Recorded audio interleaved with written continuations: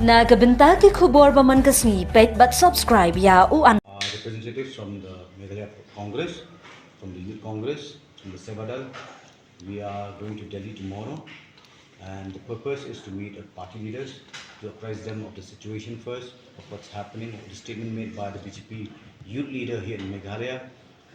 We will meet with the protesters, with the leaders of the CGP, and all the shareholders. We are meeting the students who have been beaten yesterday in the protest march. So we will be meeting all of them. Uh, we should understand one point, that this is an issue, if not taken up at the right time, this will continue to happen. So we are going to Delhi not just as a symbolic gesture. We are going there to show the world that in Meghalaya also, the youth of Meghalaya, the people in Meghalaya, they are sensitive. They are aware of the problems that the students community face, especially at the time when Meghalaya's education is at the lowest. So yes, we are participating.